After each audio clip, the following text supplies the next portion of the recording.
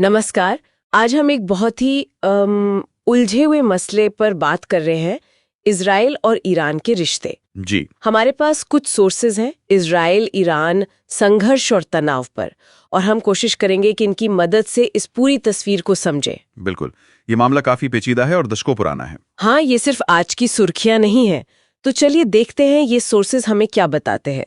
सबसे पहली बात जो मुझे सोर्सेज में दिखी वो ये कि ये कोई आमने सामने की जंग मतलब घोषित युद्ध नहीं है, इसे शैडो वॉर कहा जा रहा है। हाँ बिल्कुल सही, शैडो वॉर या छाया युद्ध। और ये समझना अहम है कि इसका मतलब क्या है। हाँ, वही मैं पूछना चाह रही थी। इसका मतलब है कि ये लड़ाई सीधे मैदान में कम लड़ी जाती है, पर्दे के पीछे ज्यादा। पर्दे के पीछे मतलब जैसे कि सोर्सेज बताते हैं, ये देश सीधे सैन्य टकराव से बचते हैं, लेकिन दूसरे तरीकों से एक दूसरे को नुकसान पहुंचाते हैं। अच्छा, जैसे साइबर हमले हो गए, या फिर एक दूसरे के अहम ठिकानों पर या लोगों पर गुप्त हमले करवाना, हत्याएं करवाना, और कभी-कभी सीमित हवाई हमले भी।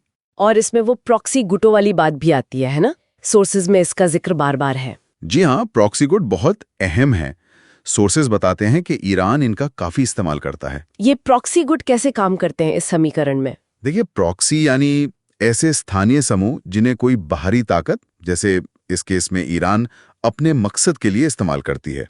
उन्हें पैसा दिया जाता है, हथियार दिए जाते हैं। अच्छा। सोर्सेज में खास तौर पर लेबनान में हिजबुल्लाह का नाम है और गाजा में हमास और इस्लामिक जिहाद का।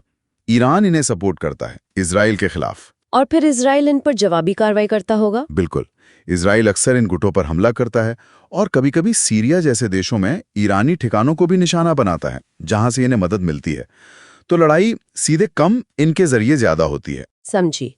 तो ये तो हुई लड़ाई की शक्ल, लेकिन इसकी जड़ें कहाँ हैं? मतलब सोर्सेस के हिसाब से इस दुश्मनी की असल वजह क्या है? हाँ, वजहें काफी गहरी और कई हैं, और आपस में जुड़ी हुई भी।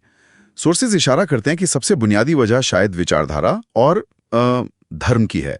विचारधारा? जी, ईरान एक शिया इस्लामिक गणराज्य है जो इजराइल के अस्तित्व को ही मान्यता नहीं देता, उसे खत्म करना चाहता है। और इजराइल? और इजराइल जो एक यहूदी राज्य है, वो ईरान के मौजूदा शासन को, उसकी विचारधारा को अपने अस्तित्व के लिए सबसे बड़ा खतरा मानता है। तो ये एक बुनियादी टकराव है। और इसके अलावा क्या क्षेत्रीय ताकत बनने की कोई होड़ भी है? हाँ, निश्चित तौर पर। सोर्सेज बताते हैं कि ये मिडिल ईस्ट में अपना दबदबा बढ़ाने की भी जंग है।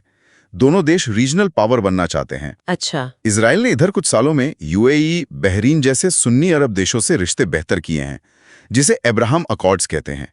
ईरान इसे अपने खिलाफ एक घेराबंदी की तरह देखता है। और ईरान का प्रभाव? ईरान का असर, ईरान